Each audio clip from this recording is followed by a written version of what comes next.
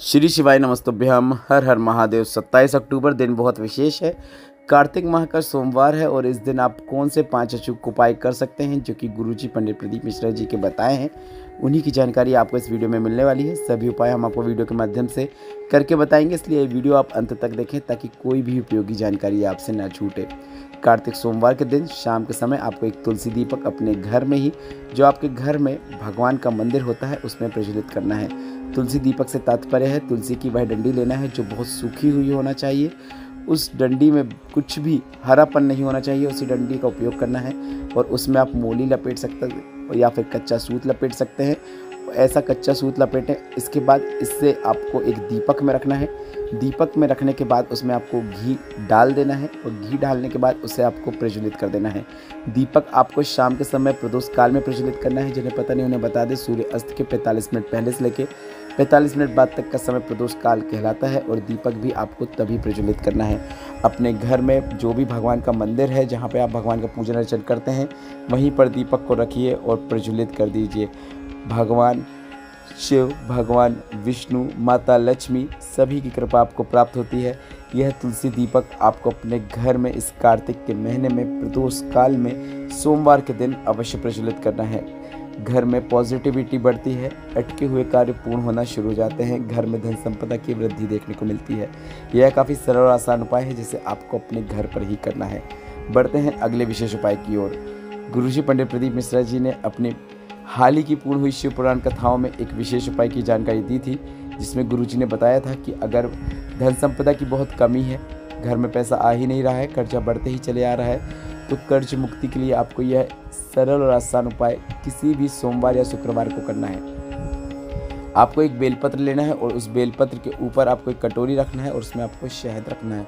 शिव के साक्षी में रखना है, मतलब शिव के सामने रखना है। बस इतना ही करना है। और अगला दिन जो रहेगा, मतलब मंगलवार का दिन रहेगा, आपको शहद और बेलपत्र दोनों का विसर्जन कर देना है। बस इतना ही करना है। ऐसा आपको 5 सोमवार करना है। जिस क्षेत्र में आगे बढ़ने का प्रयास करेंगे, जिस क्षेत्र में कार्य करेंगे, आपको सफलता मिलेगी, धन की वृद्धि होगी, कर्ज मुक्ति आपको प्राप्त होगी। यह काफ़ी सरल और आसान उपाय है जिसे आप इस कार्तिक सोमवार से करना शुरू कर सकते हैं। बढ़ते हैं अगले विशेष उपाय की ओर। अगर कोई फाइल आगे नहीं बढ़ रही है तो आपको एक सरल और आसान उपाय इस कार्तिक सोमवार में करना है। कोई फाइल आगे ना बढ़ने पर, कोई कार्य बहुत लंबे समय से जो अटका हुआ हो, जिसका पूर्ण होना आवश्यक हो, उस कार्य को पूर्ण करने के लिए आप यह उपाय कर सकते हैं। यह उपाय करके आप उस कार्य के लिए निकलेंगे, आपको सफलता निश्चित देखने को मिलेगी। आपको एक सफ़ेद पुष्प लेना है और इस सफ़ेद पुष्प में आपको लाल चंदन और पीला चंदन लगा देना है।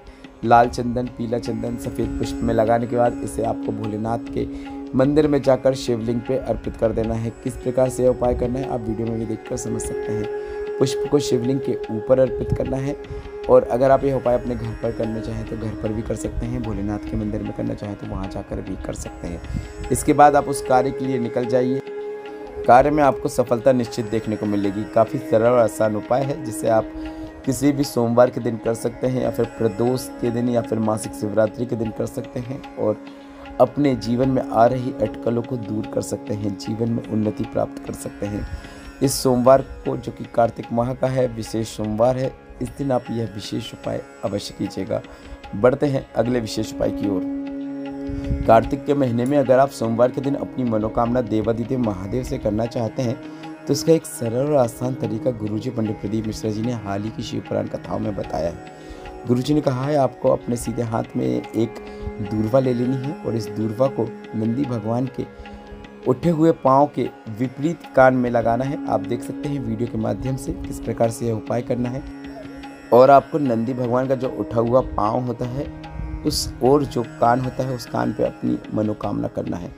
मनोकामना करने का तरीका जो गुरुजी ने बताया है वह यह है कि आपको मनोकामना बोलने के पहले और मनोकामना बोलने के बाद ओम का उच्चारण जरूर करना है। आप ओम नमः शिवाय बोल सकते हैं या फिर आप श्री शिवाय नमस्तुभ्यम बोल सकते हैं।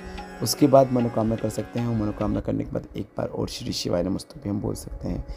इस प्रकार से आपको यह उपाय करना है। गुरुजी ने कहा है जो भी मनोकामना है वह नंदी के साक्षी में अगर आप भोलेनाथ से करते हैं तो वह मनोकामना देवादिदेव महादेव निश्चित पूर्ण कर देते हैं। मनोकामना करने के बाद जो दूर्वा को आपने अपने सीधे हाथ में रखा था, जो नंदी के कान आपने बंद किए थे, उस हाथ की दूर्वा को आपको नंदी के उठे हुए चरणों के ओर अर्पित कर देना है। बस इतना ही करना है।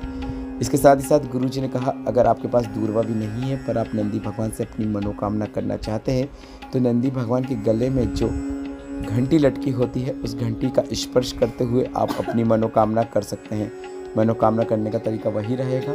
मनोकामना करने के पहले और बाद में आपको ओम या फिर श्री शिवाय नमस्तुभ्यम या फिर हर हर महादेव मंत्र का उच्चारण करना है। उसके बाद आपको अपनी मनोकामना करना है। यह मनोकामना करने वाला कार्तिक माह का एक विशेष उपाय है जिसे आप कभी भी किसी भी दिन कर सकते हैं। 27 अक्टूबर कार्तिक सोमवार के दिन आप यह विशेष उपाय अवश्य कीजिएगा। कार्तिक के महीने में दीपदान का अत्यधिक महत्व होता है और कार्तिक सोमवार के दिन शाम के समय प्रदोष काल में आपको कुछ वृक्षों में से, जितने भी आपके घर के नज़दीक में वृक्ष होते हैं, उसमें से एक नियम बनाना है कि आपको दीपक प्रज्वलित करना है। रोज़ कर सकते हैं पर रोज़ ना कर सके तो सोमवार के दिन जरूर प्रज्वलित कीजिएगा। आप पीपल, वट वृक्ष, आंवला, इन वृक्षों में से किसी भी एक वृक्ष के नीचे दीपक जरूर प्रज्वलित करें। दीपक में आप लंबी बाती का उपयोग कर सकते हैं या फिर पीपल के नीचे कर रहे हैं तो गोल बाती का उपयोग कर सकते हैं। बेलपत्र में लंबी बाती और वट वृक्ष में गोल बाती का उपयोग कर सकते हैं। इसके साथ ही साथ आपके घर में अगर तुलसी जी है तो उसके समीप भी आपको दीपक अवश्य प्रज्वलित करना है। इसमें आप लंबी बाती का उपयोग कर सकते हैं। कार्तिक के महीने में दीपदान करने से घर में माता लक्ष्मी, श्री हरि विष्णु और भोलेनाथ के साथ साथ माता पार्वती की कृपा होती है। घर के भंडार अन्न के भरे रहते हैं। माता लक्ष्मी की कृपा प्राप्त होती है तो घर में धन वृद्धि देखने को मिलती है और आपको कर्ज मुक्ति प्राप्त होती है। कार्तिक के महीने में दीपावली आती है, देव दीपावली आती है, 11 आती है, जिसमें सभी त्योहारों में दीपकों का महत्व होता है। इसलिए आपको कार्तिक के महीने में किसी भी सोमवार, जो सोमवार आता है, उसमें दीपदान जरूर करना है। आप दीपक शाम के समय प्रदोष काल में अवश्य प्रज्वलित करें। कुछ वृक्ष जो आपको बताए हैं गुरुजी पंडित प्रदीप मिश्रा जी ने, उनके नीचे प्रज्वलित करें या फिर आपके घर में अगर तुलसी का पौधा है तो उसके समीप भी दीपक जरूर प्रज्वलित करें। इसके साथ ही साथ कार्तिक के महीने में आपको शिवलिंग पर शमी पत्र जरूर अर्पित करना है। यह रोग मुक्ति और धन प्राप्ति के लिए अर्पित किया जाता है। शमी पत्र को शिवलिंग पर अर्पित करने का तरीका एक गुरुजी पंडित प्रदीप मिश्रा जी ने जो बताया है वह इस प्रकार है।